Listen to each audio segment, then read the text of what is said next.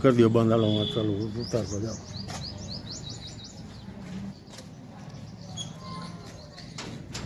મુકાઈ ગયું.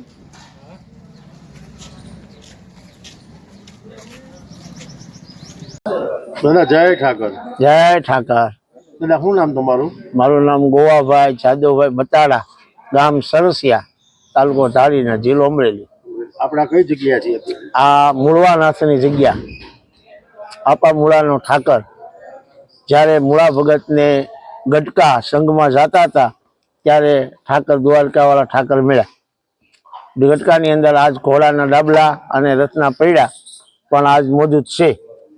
મૂળા ભગત હાનિયા હાંખના ભરવાડ, મૂળ એની જન્મભૂમિ સલ અને કર્મભૂમિ નરોડા. મીણાફુઈની ઘેરે એ વાસરું સારી અને ત્યાં મોટા થયા. ત્યાંથી સંઘની હારે દ્વારકા જતા હતા. ગટકા આવતા ભગવાન એને મળ્યા. ત્યાંથી ભગવાને અઠવાડ શાલિગ્રામ અને સાપુ આપી. ત્યાંથી સંઘ પાછો ફર્યો. મૂળા આપા નરોડા આવ્યા મીણાફુઈની ઘેરે. મૂળા આપાના ફૂઈનું નામ મીણાફુઈ. પછી મૂળા આપા ત્યાંથી સલ આવ્યા. સલથી મૂળા આપા એ સમાધિ અમદાવાદ જિલ્લો, વિરમગામ તાલુકો અને હાસલપુર ગામ આપા મૂળાએ સમાધિ લીધી. આપા મૂળાના 6 અવતાર હાનિયામાં થયા અને આપા મૂળાનો 7મો અવતાર રાયકા રબારીમાં. એ બેડ જે દ્વારકા જઈએ ત્યાં આપા મૂળાના ઠાકરની જગ્યા છે. પછી એ સમય જતા આપા મૂળાના 2 અવતાર ત્યાં લાટ ભીમોરા આપા મૂળાના આપા કાના આપા અને લાલા આપા આવ્યા, એના દીકરા. અને કાના આપાના દીકરા ત્યાંથી ચાવંડ ગામ આવ્યા. આ ચાવંડ અહીંયા ચાવંડ આવ્યા અને ચાવંડ મૂળા અહીંયા વિશ્રામ અપ્પા રહી છે. અત્યારે જે સમાધિ આ મંદિરમાં જે રહી એ વિશ્રામ અપ્પા હાનિયાની સમાધિ છે. આ વખતે અપ્પાએ આરાધ કર્યો અને આ લાઠ ભીમોરાથી પાઠ આકાશ માર્ગે ઉડી હારે પંચમુખી હનુમાન અને ઠાકર બાપાનો પાઠ ઉડીને અહીંયા સાવંડ ગામ આવ્યા.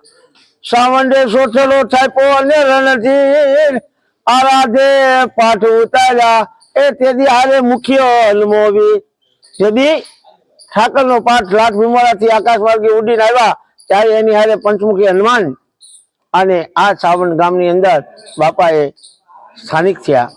ત્યાં પછી આ વિશ્રામ આપા એમના ફૂઈને ઘેરે અહીંયા હતા અને આ પાઠ એમના ફૂઈને ઘેરે પછી બાંભા જીવા આપા વાલા આપા આ પાઠ એને પાઠ પૂજા એને આપી. વિશ્રામ આપાએ સમાધિ લીધી. વિશ્રામ આપાના દીકરા અહીંથી પંચાલની આંબડી ગયા. એના નામ કમા ભગત. કમા આપા પણ આપા મૂળાનો અવતાર. અહીંયા જમણા હાથે સાપ મારેલી ભગવાનની અને સાપ હોતા જીનમાં એટલે મૂળાનો અવતાર. કમા આપા પછી આપા હુરા આપાની સમાધિ ગીર જાંબુડી તુલસી સંપાહે. હુરા આપાના દીકરા હાજણા આપા. 6 અવતાર આપા મૂળાએ હાનિયામાં પૂરણ કર્યા અને 7મો અવતાર દ્વારકાની અંદર બેડની અંદર રત્ના આપા રબારી. આ રીતે પછી અહીંયા ધીમે ધીમે નિર્માણ જૂના મંદિરની અંદર હતા આપા અને આ મંદિરનું ખાત મુહૂર્ત લેવામાં આવ્યું ત્યારે આપાએ કીધું કે ભાઈ મુહૂર્ત જો આપા આવતા હોય તો સામેથી ભક્તો સંતો બેઠા હતા અને આપા જો એનું પ્રમાણ બતાવે તો કે પ્રમાણ જોવું હોય તો શું કે કોઈ વાસા વધા માળામાં કોઈ પૂછવાનું નહીં કે આ લીમડાની ડાળ કોઈ પણ પાન તોડો જો મીઠું હોય તો આપાનો હુકમ. ત્યાંથી આપાના મંદિરનું નિર્માણ ત્યાંથી થયું અને ત્યાં સુધીની આજની તારીખમાં આપા મૂળાના ઠાકરની ચાવડની અંદર આવી કૃપા આજના સ્થાનિકમાં છે. આજના મહંત શ્રી રામા આપા, વાલા આપા અને મામી આપા, કાના આપા આ 2 સંતોની હાજરીમાં આ મંદિરનું નિર્માણ થયેલું. બોલો મૂળવાનાથની જય. દાદા અહીંયા કયા દિવસોની ઉજવણી થાય છે ઠાકરની? અહીંયા બીજ અને પૂનમ અને મોટો ઉત્સવ જન્માષ્ટમી. જન્માષ્ટમીની અંદર 40-50 હજાર માણસોની મેદની હોય છે અહીંયા અને દર બીજ ને દર આઠમ એટલે દર બીજ ને દર પૂનમ 1000-2000 માણસો હોય છે. અન્નક્ષેત્ર ચાલુ અને આનંદ આનંદ આનંદ. દાદા રોજ પ્રસાદ રોજ ચાલુ? હા, અન્નક્ષેત્ર કાયમી ચાલુ. રાતના 10:30 આવે કે 11 વાગે આવે તોય ઠાકર બાપાની પ્રસાદી ચાલુ છે. દાદા અહીંયા વધુમાં વધુ કયો સમાજ આવે?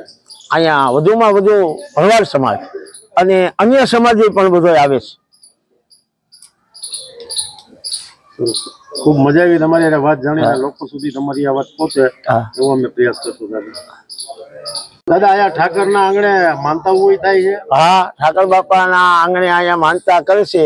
જે કોઈને શેર માટીની ખોટ હોય અને બાપાની માનતા રાખે તો ઠાકર બાપા પણ એમને દીકરો આપે છે અને દર પૂનમે દર બીજે એને હાકરેથી અહીંયા જોખવામાં આવે છે. દાદા આ સ્તંભનું શું માધ્યમ છે? આ સ્તંભ અહીંયા ઠાકરનો સ્તંભ 1999માં આ સ્તંભ અહીંયા ઊભો થયો અને 7 દિવસની સપ્તાહનું આયોજન હતું અને હવન હતો અને સ્તંભ ઊભો 1999માં કરેલો. દાદા કા સ્તંભની બાજુમાં કા સાંકળ જેવું છે, લટકે જેવું છે? હા, જે 2 વર્ષ પહેલા અહીંયા સાવણ ગામના આંગણે 61 દીકરીઓના લગ્ન કર્યા ત્યારે એ માણેક સ્તંભ છે. એટલે આજીવન આજીવન માણેક સ્તંભ છે. સાગનો માણેક સ્તંભ બનાવેલો. દાદા અહીંયા આજુબાજુમાં ભરવાડ સમાજના લોકો લગ્ન કરે તો પગે લગવા અહીંયા આવે? હા, આજુબાજુમાં નહીં પણ અહીંથી ભાવનગર સુધી ના જે કાંઈ લગ્ન હોય તો વરરાજાની જાનું અહીંયા આવે નીકળે, અહીંયા બધા પગે લાગે. અહીંયા મોટી મોટી માનતાઓ ધરાય છે અને બાપા અહોન ભાગ્ય બધાયના કામ પણ ઠાકર કરે છે. જેવી મનની અંદર ભાવના એવા કામ ઠાકર કરે છે.